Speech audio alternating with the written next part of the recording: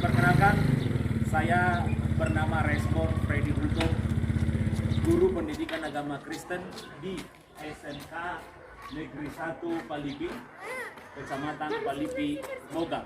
Visi misi SMK Negeri 1 Palipi. Visinya adalah terwujudnya lembaga pendidikan yang menghasilkan tamatan religius, mandiri, berkarakter, serta memiliki kompetensi sesuai dengan bidang keahliannya. Nah, yang menjadi misi ada 8 item. 1. Melaksanakan 8 standar nasional pendidikan. Yang kedua, meningkatkan sarana dan prasarana pembelajaran. Yang ketiga, menciptakan lingkungan pendidikan yang aman, sehat, dan indah. Yang keempat, meningkatkan kompetensi tenaga pendidik dan kependidikan. 5. Melaksanakan sesuai dengan jadwal masing-masing. 6. Meningkatkan pembinaan karakter dan kompetensi siswa. 7. Meningkatkan kualitas dan efektif pengelolaan sekolah. 8. Memperluas kerjasama dengan Dudika atau dunia kerja industri. Inilah SMK Negeri 1 Palipi. Terima kasih.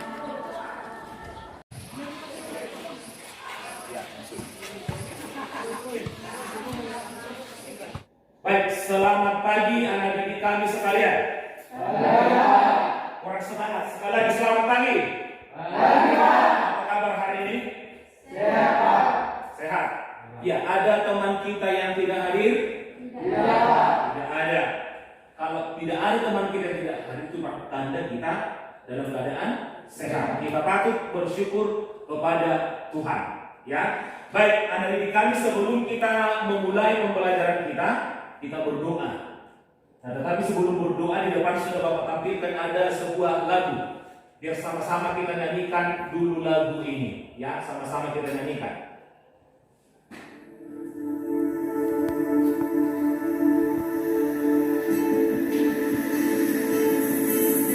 Membuka suaranya. Ini pertanda lebih bersyukur kepada Tuhan. Ya, karena kita sehat, kita bersyukur kepada Tuhan.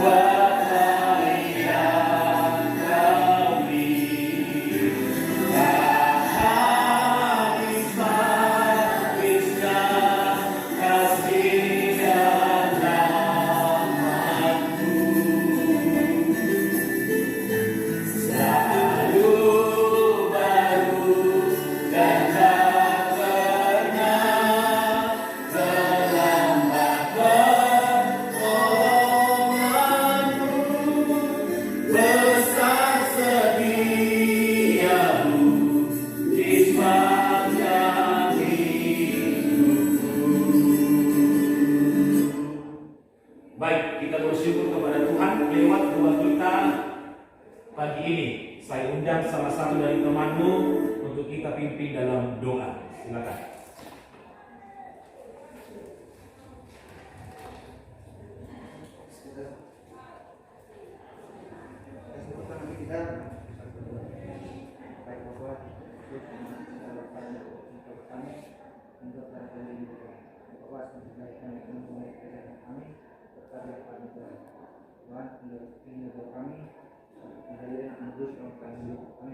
Amin.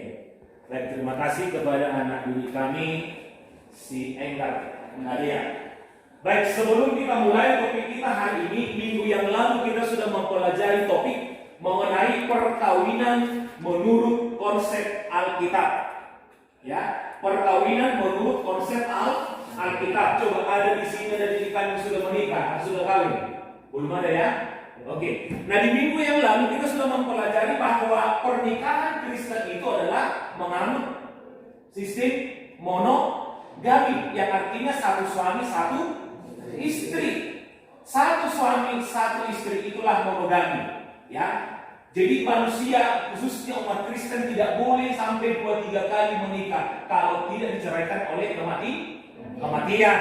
Jadi nanti pun ke depan Anda kalau sudah membentuk keluarga, sudah menikah, Anda harus membuat keluarga menjadi keluarga yang harmonis. Baik, nah sekarang kita masuk ke topik kita.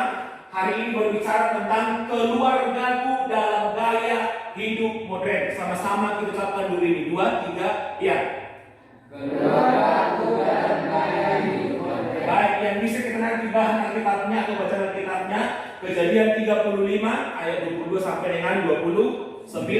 Matius 19 ayat 16 sampai dengan 26. Nah, yang menjadi tujuan pembelajaran kita, ada 3 tujuan pembelajaran kita setelah selesai mempelajari materi ini. Yang pertama adalah siswa mampu menjelaskan pengertian gaya hidup modern. Lalu tujuan pembelajaran yang kedua adalah menjelaskan bentuk gaya hidup modern dalam keluarga. Yang ketiga, yang terakhir, tujuan pembelajaran adalah menjelaskan peran keluarga dalam mengatasi gaya hidup modern. Baik, selanjutnya kita melangkah kepada pengertian gaya hidup modern. Nah, kalau kita boleh melihat bahwa gaya hidup modern itu berasal dari bahasa Latin. Dari bahasa apa? Bahasa Latin. Dari suku kata modernus. Sama-sama dulu. 2, 3, ya. Modernus. Sekali lagi. Modernus. Yang artinya saat ini. Bahasa dari itu modernus itu artinya saat ini. Atau sesuatu yang menunjukkan pada sifat kekinian. Di dalamnya tercermin suatu nilai yang mengarahkan seseorang untuk bersikap, seseorang untuk efektif, seseorang untuk efisien, seseorang untuk praktis, seseorang untuk sederhana, dan seseorang yang menghargai waktu. Ya, baik. Nah, kalau kita melihat dari sudut pandang si Kotler, tahun 2002, bahwa gaya hidup modern itu artinya gaya hidup yang menggambarkan keseluruhan diri seseorang dalam berinteraksi dengan lingkungan sekitarnya. Tadi menurut siapa itu? Menurut Kotler. Nah, sekarang pengertian atau sudut pandang menurut si Minor dan si Mowen. Menurut Minor dan Mowen, bahwa pengertian gaya hidup modern adalah menunjukkan bagaimana orang hidup, bagaimana membelanjakan uangnya, dan bagaimana mengalokasikan waktunya. Ya, dan saya sendiri juga lebih setuju kepada si Minor dan si Mowen ini, bahwa gaya hidup modern artinya bagaimana orang bisa membelanjakan uangnya, bagaimana bisa dia mengalokasikan waktunya dengan sebaik mungkin. Oke, kita lanjut. Nah, dalam gaya hidup modern, sebelum ke sini, tadi kita sudah mendengar pengertian gaya hidup modern menurut si Kotler dan menurut Minor dan Mowen. Nah, sekarang kita melangkah ke selanjutnya, gaya hidup modern di Indonesia. Ternyata ada 3 gaya hidup modern di Indonesia. Yang pertama adalah materialisme. Sama-sama dulu kita ucapkan ini. 2, 3, iya. Materialisme. Sekali lagi 2, 3, ya. Materialisme. Apa itu pengertian materialisme? Materialisme adalah pandangan hidup yang mencari segala sesuatu dalam masa kehidupan manusia di dalam alam kebendaan semata-mata dengan mengesampingkan segala sesuatu yang mengatasi alam indera. Dia mengesampingkan alam indera, artinya materialisme ini bahwa apa yang dia kerjakan, apa yang sesuatu yang dilakukan ujung-ujungnya kepada duit. Sasaran hidupnya hanya kepada duit. Contoh, kalau dia menemukan seseorang dalam kesusahan dalam kehidupan sehari-hari, kalau dia lihat orang itu tidak mampu nanti memberikan imbalan yang dia lakukan, dia tidak mau menolong itu. Jadi ada didikan sekalian, kalaupun melakukan segala sesuatu, jangan kepada materi. Tolonglah orang di luar sana dengan hatimu yang tulus. Tetapi kalau orang-orang yang menganut paham materialisme, dia tidak mau seperti itu. Dia tidak mau menolong, karena dia tahu kalau saya tolong nanti orang ini tidak ada imbalan kepada saya. Dan itu sebenarnya sudah salah. Itu sifat yang tidak terpuji. Lalu yang kedua, apa yang kedua gaya hidup modern di Indonesia? Apa?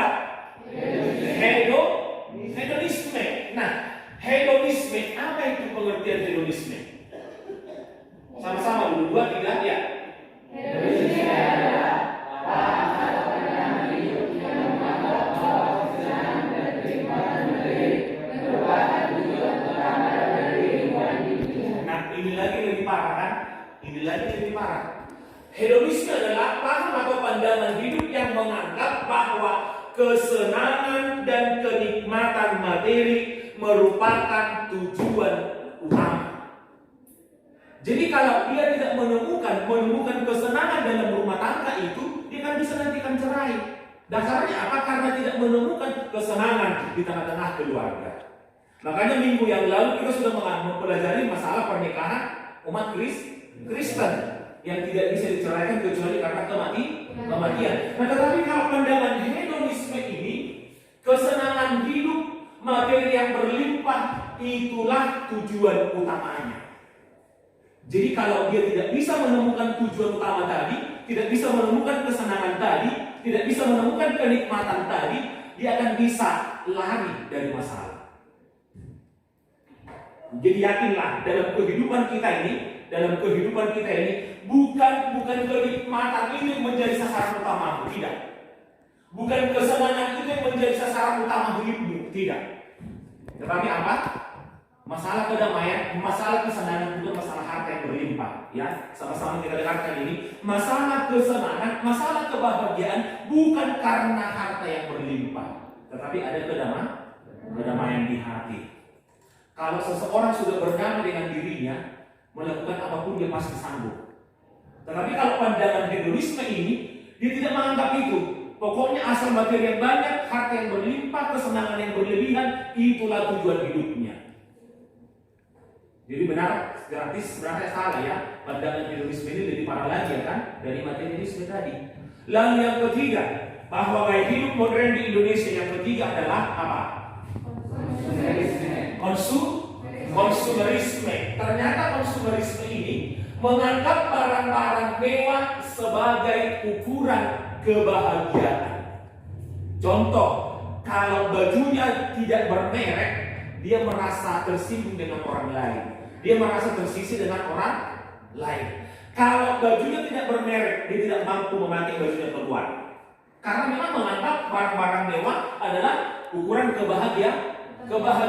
Contoh yang kedua, kalau Anda selaku siswa jalan kaki, Anda baru melihat orang-orang temanmu yang sedang memakai kendaraan bermotor.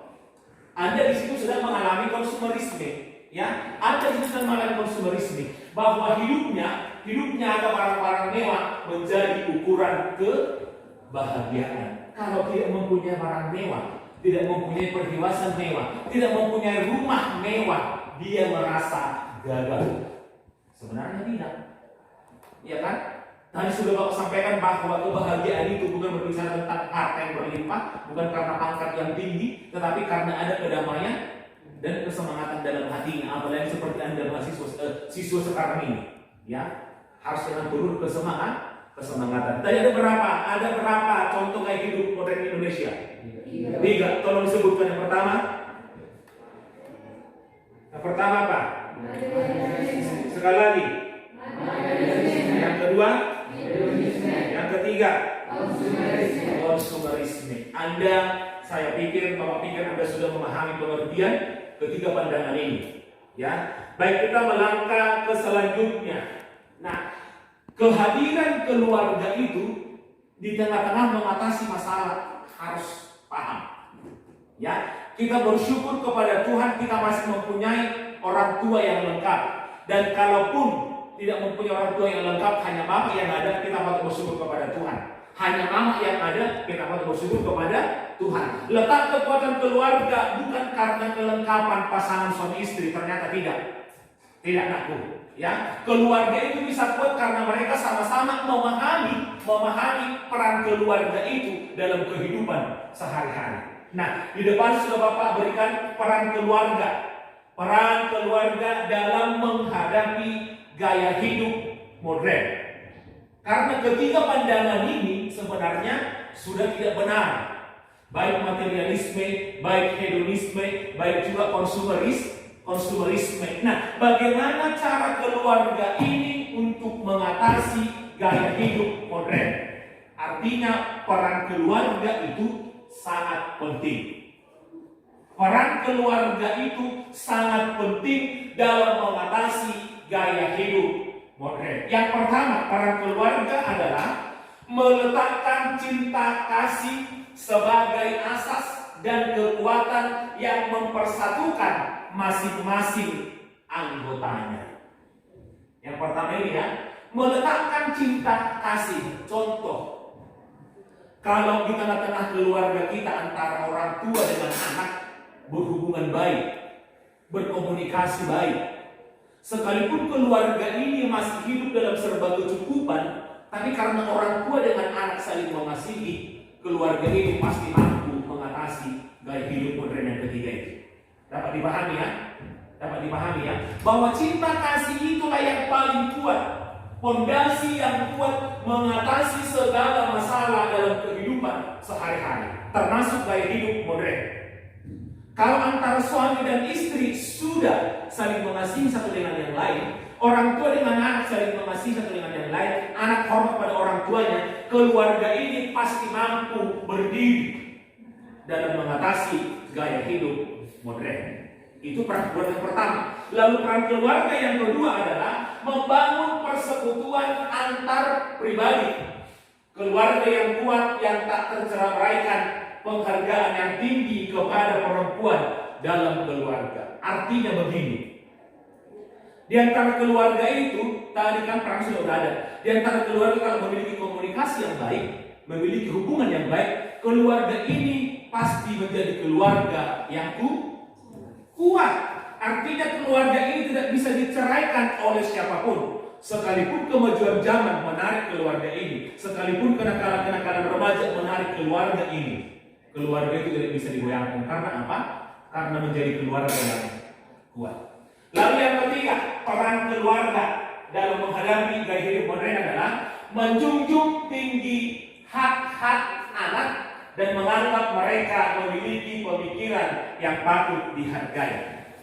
Contoh, ada satu buku saya baca di waktu keluarga ini mengalami kerusakan. Artinya hubungan suami istri tidak baik, rusak rumah tangga itu. Yang menjadi korban adalah anak-anak. Anak-anak menjadi korban. Artinya justru kehadiran keluarga inilah membuat anak ini merasa dihargai. Sehingga kalau anak sudah merasa dihargai, dia pun tidak terjerumus dengan kenakalan remaja, tidak terjerumus dengan kepada kehidupan gaya hidup modern. Karena apa? Karena dia sudah menemukan kebahagiaan itu di tengah-tengah keluarga. Dapat dipahami ya?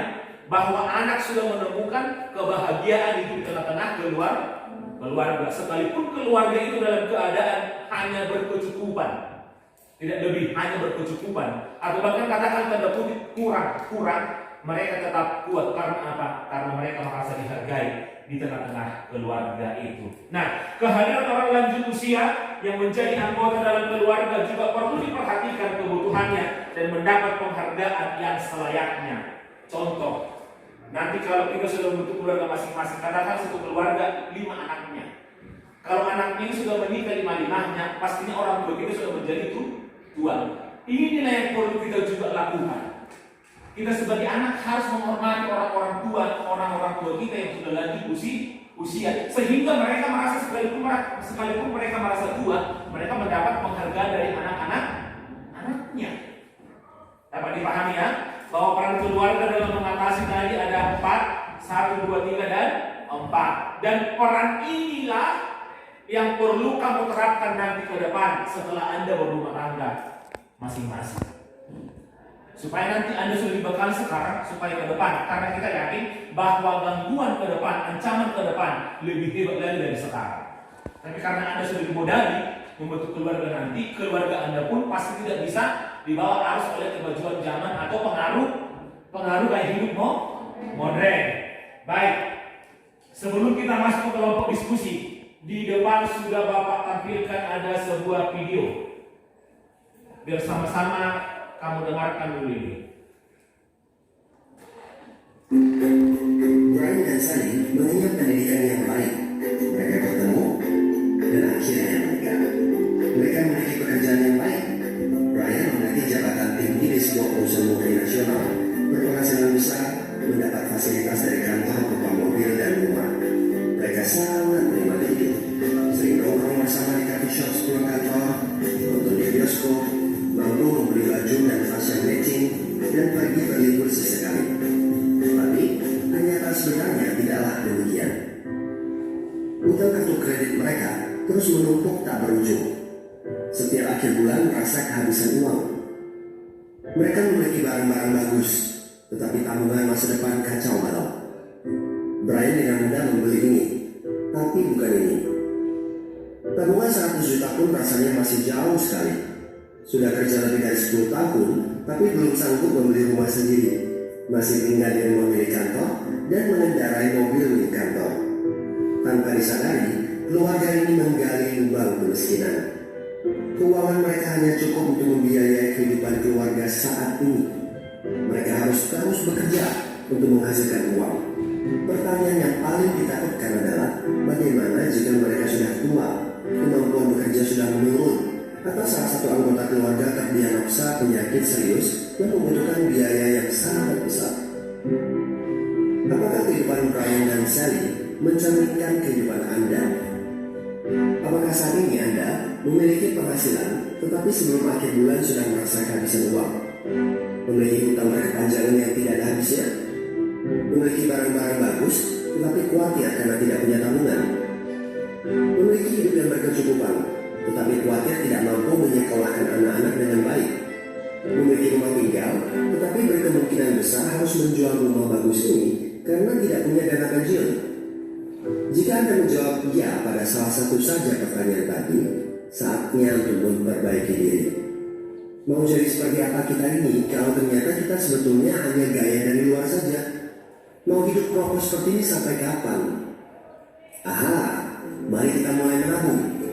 Nah, apakah menabung saja cukup? Berapa banyak yang bisa Anda sisihkan untuk ditabung setiap bulan?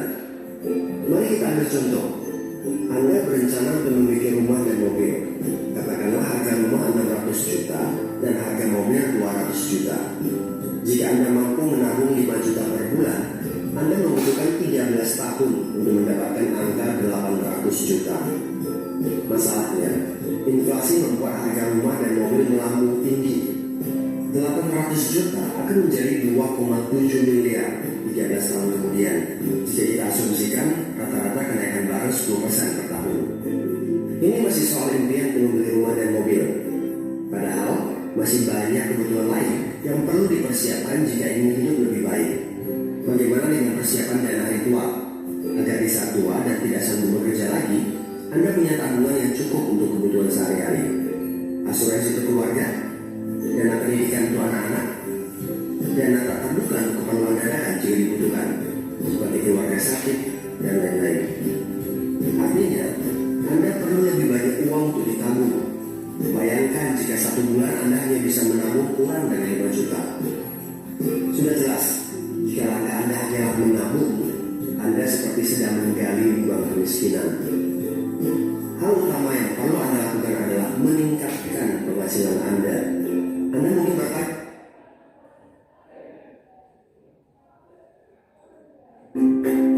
Brian dan Sally. Oke. Baik, terima kasih. Kita sudah sama-sama tadi menyaksikan video pembelajaran tersebut. Ya, video pembelajaran tersebut. Dari video itu kita bisa menarik sebuah kesimpulan. Coba siapa di antara kita yang bisa menarik kesimpulan tersebut? Baik, Enggar. Apa Enggar? Tentang saya ini adalah hidup itu adalah selalu bersyukur kepada Tuhan apapun. Nomor satu apa tadi? Nomor satu? Selalu bersyukur kepada Tuhan apapun yang kita miliki. Ya, selalu bersyukur kepada Tuhan. Apapun yang kita miliki. Apa yang kita miliki?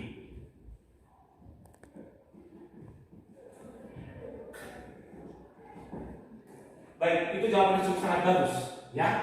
Dari video tadi memang mereka tidak mau bersyukur. Sebenarnya mereka bukan tidak punya uang, banyak uangnya, ya. Tetapi mereka tidak bersyukur kepada Tuhan. Hanya mengikuti kemauannya saja, keinginannya saja. Sehingga sampai masa tuanya pun mereka belum mempunyai rumah, padahal mereka beruang, berduit, tapi tidak bersyukur kepada Tuhan. Ya, baik. Lalu yang kedua, siapa yang bisa menemukan yang kedua? Yang kedua, tetap ayo nomor dua. Hiduplah dengan sederhana. Hidup sederhana. Hidup sederhana. Jawaban yang paling bagus juga, hidup sederhana. Di antara yang ketiga ini, mereka tidak mengambil itu. Tidak ada hedonisme hidup sederhana, tidak ada materialisme hidup sederhana. Sasaran mereka hanya kepada kebahagiaan dan kenikmatan semata. Iya kan? Kenikmatan semata. Ketika paham ini tadi, tidak ada di situ itu hidup sederhana. Mereka selalu hal yang mencari kepada kebahagiaan. Dan ternyata sampai masa tuanya pun mereka tidak memiliki rumah. Sungguh alangkah disayangkan seorang pekerja keras yang mempunyai duit banyak, tetapi tempat tinggalnya pun tidak ada. Kalau kita melangkah kepada kebutuhan ada tiga menjadi kebutuhan menurut apa itu? Menurut kebutuhannya, ya. Ada kebutuhan primer, ada kebutuhan apa lagi? Sekunder. Lalu yang ketiga kebutuhan tersier. Rumah itu masuk lagi kebutuhan primer ini. Rumah, pakaian, dan makanan itu termasuk kebutuhan primer. Kebutuhan primer ini pun mereka di video tadi itu tidak bisa mencukupi, tidak bisa mereka miliki. Karena apa? Karena hidupnya tidak sederhana. Lalu yang ketiga, coba yang ketiga, anak tanya apa yang bisa kamu dapat? Yang ketiga,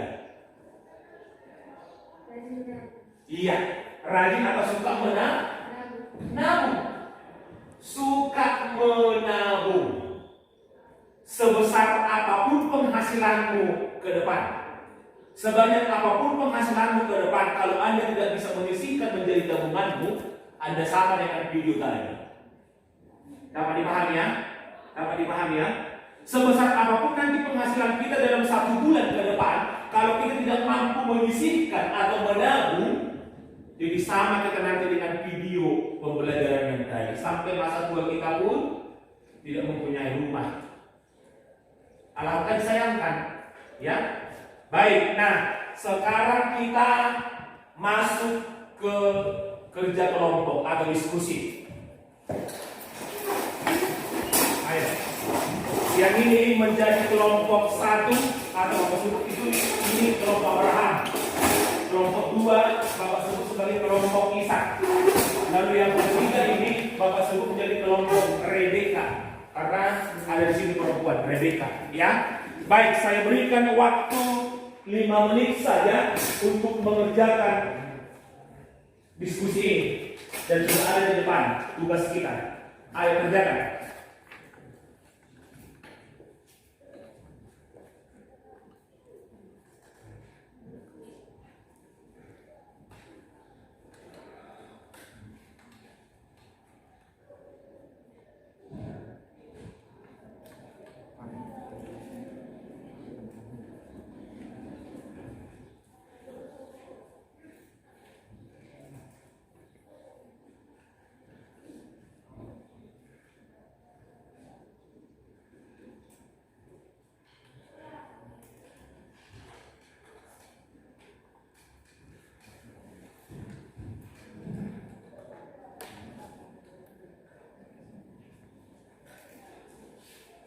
Baik, waktu mengerjakan diskusi sudah habis waktu.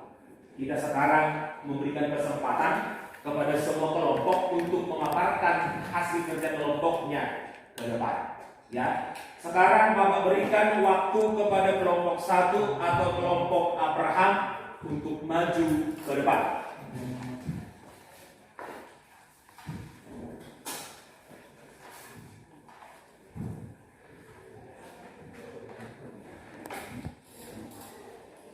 Oke, sekarang dengarkan dulu pendapat dari kelompok 1 atau kelompok Abraham. Ayo silakan. Kami dari kelompok 1 memaparkan hasil diskusi kami. Tuliskan pengertian dari konsumerisme dan berikan contohnya dari kehidupan sehari-hari. Konsumerisme ialah gaya hidup yang menganggap barang-barang mewah sebagai ukuran kebahagiaan dan kesenangan. Contohnya, membeli barang-barang mewah yang kemudian dipamerkan melalui video di YouTube yang bertujuan untuk menaikkan subscriber. Oke. Sudah mendengarkan tadi kan? Bahwa contoh dari konsumerisme mereka sebutkan, mereka apa tadi bilang? Apa? Contohnya? Membeli barang-barang mewah untuk dipamerkan. Nah, hal ini sebenarnya tidak terpuji, tidak benar. Mau orang kita sederhana, barang kita mewah itu tidak perlu dipamerkan. Dan inilah yang contoh konsumerisme itu. Dia ingin selalu menonjolkan, memamerkan, dan dia mencari supaya itu kebenaran. Ya, baik, terima kasih. Tepuk tangan dulu untuk kelompok Abraham.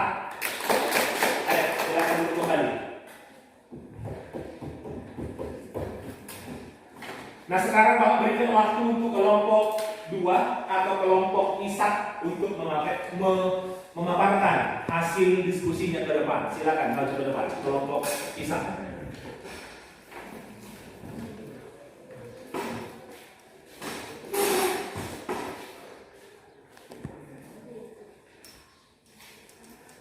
Ayo, silakan masuk. Kami dari kelompok 2 Baca dulu soalnya. Baca dulu soalnya. Ini. tuliskan pengertian dari hedonisme beserta contohnya. Ya. Hedonisme adalah paham atau pandangan diri yang menganggap bahwa kesenangan dan kenikmatan materi merupakan tujuan utama dalam kehidupan di dunia. Contoh, orang yang tidak merasa nyaman apabila setiap hari harus mengendarai motor maupun kendaraan umum kereta karena terkadang cuaca hujan maupun terlalu panas dapat membuatnya kelelahan. Baik. Contohnya ini kan memang tidak benar. Mereka tidak merasa nyaman kalau naik angkutan umum. Nah, kalau mereka tidak mempunyai kendaraan, naik apa? Kayak kendaraan umum kan? Baik, terima kasih. Jawabannya sungguh sangat baik. Kita berikan dulu tepuk tangan kepada kelompok Ishak.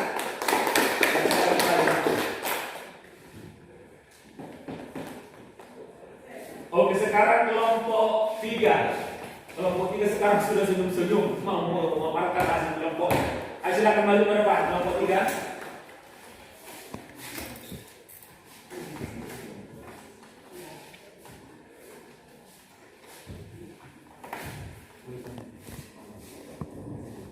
Oke, silakan aku baca soal dan berikan jawaban kelompok. Tuliskan pengertian dari materialisme dan berikan contohnya dalam kehidupan sehari-hari. Materialisme adalah pandangan hidup dan mencari atas segala sesuatu, termasuk kehidupan manusia. Di dalam kehidupan semata-mata dengan menyampaikan segala sesuatu dan dengan data sinabi Indra. Contohnya, anjuran teman kepada teman yang kaya saya. Iya. Materialisme ini mereka berikan contohnya berteman kepada teman yang kaya saja. Jadi di konsep mereka anak-anak teman-teman yang miskin bukan teman mereka itu, dia akan menjadi musuh, ya kan? Itulah kesalahan dari pandangan materialisme ini. Ayo kita berikan dulu tepuk tangan kelompok merdeka. Ayo kita dulu. Ya, kembali kepada posisi awal.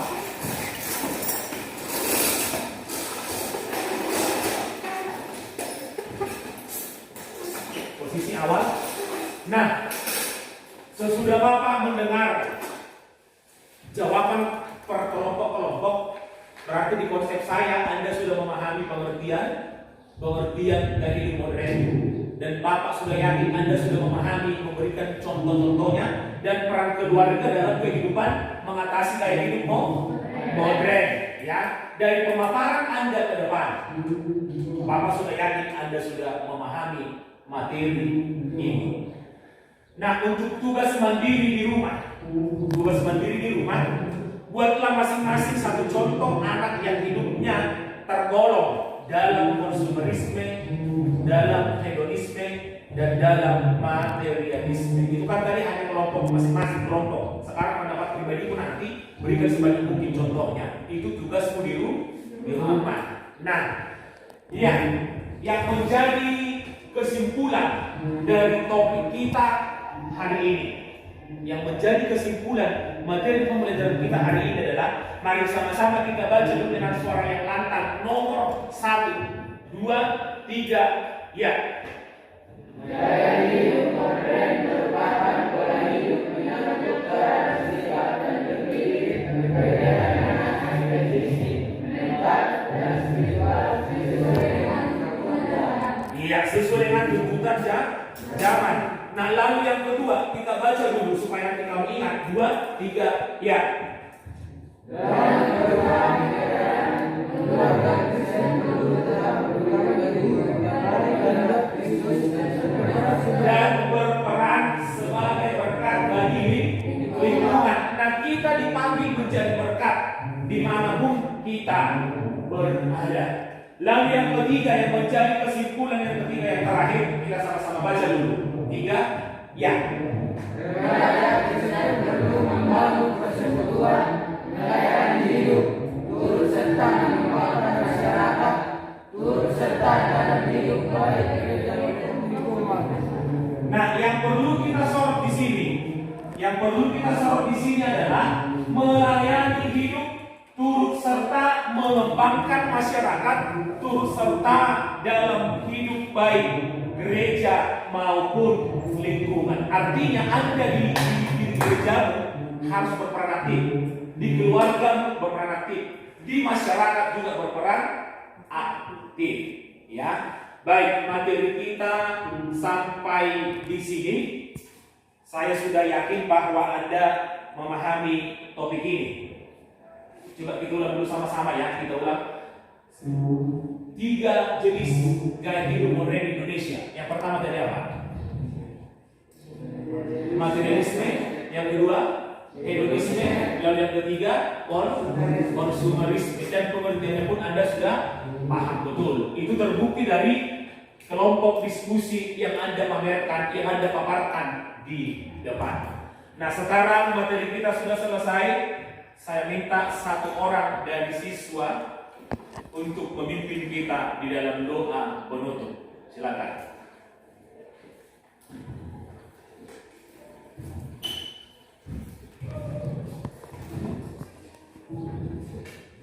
Mari kita berdoa. Ya Bapa yang baik, kami kembali mengucapkan syukur kepadamu, di mana atas berkat yang kau limpahkan kepada kami dari awal pembelajaran kami hingga akhir. Ya Bapa, kiranya Engkau bukakan pintu pikiran dan hati kami, agar apa yang diterapkan oleh Bapak Ibu kami dapat kami simak dan dapat kami laksanakan dalam kehidupan kami sehari-hari. Inilah doa permohonan kami melalui Anakmu Yesus Kristus. Amin. Amin. Terima kasih Nakku. Ya, pembelajaran kita sudah selesai hari ini.